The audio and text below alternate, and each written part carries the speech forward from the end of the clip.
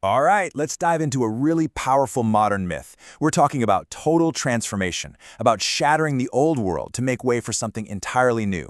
This is the parable of the shattered vault.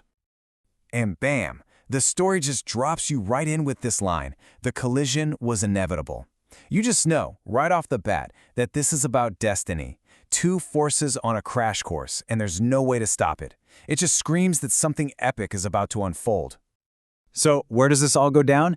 Deep underground, in this really symbolic place called the Mirror Crypt. And this is the arena. It's where these two massive opposing forces, stasis and ascension, are finally going to face off. So let's break down this central conflict. You've got Maximus, who's just radiating this bioelectric blue energy. He's all about ascension, moving up. And then you have the dragon, this crimson red beast, who represents what's called the spirit of gravity. And it's so important to get this. This isn't just good versus evil. It's way more interesting. It's pure dynamic energy versus the crushing heavy weight of tradition. Okay, so what in the world is this spirit of gravity? Well, think of it as the ultimate ancient law. Thou shalt. It's the code, the tradition, all the rules that have kept humanity anchored for, forever. And look at the imagery here. The dragon isn't just hanging out nearby. No, it's literally coiled around this central pillar, like the ultimate, immovable guardian of the old ways. Now, this whole showdown, it's not just some big, flashy fight. It's a trial. It's a test of will. The dragon throws this incredibly tempting choice at Maximus. You can have comfortable, predictable power, or you can take a shot at this dangerous, totally uncertain climb. And just listen to the way it words this offer. Why rise to a sky that does not want you, when you can be the sovereign of the ceiling? Wow, that's such a brilliant and honestly a pretty insidious question, right? It's designed to hit you right where it hurts, your fear of rejection, your fear of the unknown. It's basically saying, hey, I'll give you a crown, just give up on your dream of ever flying. And that right there, that's the absolute essence of the spirit of gravity. It's that allure of safety, the magnetic pull of what's familiar. It's that little voice in your head that says, hey, just stay put. It's too risky out there. What the dragon is offering Maximus is the ultimate comfort zone, which is really just a gilded prison. And you know what? This offer, it almost works. Maximus isn't some superhero who's immune to doubt. He feels it. He feels this gnawing of Nidhogg, which is this little whisper of nihilism telling him, hey, maybe this darkness is all there is. He feels the weight of Yggdrasil, this unbelievable burden of history just pressing down, threatening to completely crush his ambition and just bury him right there. This is his absolute lowest point, his deepest internal struggle. But it's right here, from this point of almost giving up, that Maximus has this incredible breakthrough. He makes a choice that's both radical and sacrificial. He realizes something huge. To actually defeat this enemy, he can't just fight it head-on. He has to destroy the very home that's been sheltering him his whole life. This is just such a powerful moment of clarity for him. The dragon is the vault. Get that? The very structure that gave him safety and shelter was also his prison. That soft stone, the architecture he once loved, it was all part of the system holding him down. And the only way to be truly free is to bring the whole thing down. And this realization leads to this unbelievable declaration of his new identity. He says, I am not the guardian of the horde, I am the volcano that renders the mountain obsolete. He's not just saying no to the dragon, he's rejecting the entire role of being a preserver of the old ways. He's becoming something else entirely, a force of nature, a revolutionary.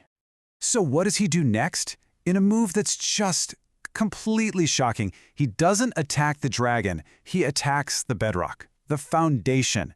He gets it. To really change a system, you can't just fight the symptoms, you have to go for the core and shatter it completely. And, well, that choice, it unleashes total cataclysm. From this point on, things get chaotic, they get loud, they get incredibly powerful. This is it. This is the moment the old law is shattered, and the consequences are immediate and they are going to change the world. And this whole transformation happens in 3 awesome stages. First up, the shattering. The whole underground vault starts to groan and buckle. Then you get this chromatic shift. The dragon's crimson red, that color of old law, gets totally overloaded and flashes a brilliant solar white. And finally, the emergence. Maximus doesn't run from the chaos, no way. He actually rides the rising debris, turning the very thing meant to crush him into his personal catapult. So what's really going on here? It's a total consumption of power. That old sulfuric static of thou shalt. It isn't just beaten, it's absorbed. It's transformed by Maximus's own power, the lightning of the now. This is a complete paradigm shift. He's taking old, stagnant energy and turning it into something new, something dynamic. And just like that, he emerges. The battle's over, the transformation is complete. Maximus is standing on top of the ruins, victorious. He's in the middle of the metropolis now, and he's ready to talk to the people, to give them a new law for this new, broken world. And the image is just stunning. Picture it. He's on a pile of rubble, facing these last men, people totally lost in their digital screens, completely blind to what's happening. And just by him being there, with his raw magnetic energy, their technology just flickers out and dies. And his first words, his proclamation, it's a stark announcement. The roof is gone. I have burned the bridge of the Byzantine to show you the abyss. He's not here to offer comfort, not at all. He's flat out telling them that their old shelters, their old certainties are gone. He's forcing every single one of them to face the terrifying fact that they are now completely unprotected. And then comes the new law, the great challenge he throws down to all of humanity. He says you are no longer sheltered by the thou shalt. From this ruin you must either grow wings of lightning or be crushed by the gravity of your own shadows. I mean, the choice couldn't be clearer or more brutal, really. Evolve or die. Ascend or get swallowed by your own inaction. And this is so important to get.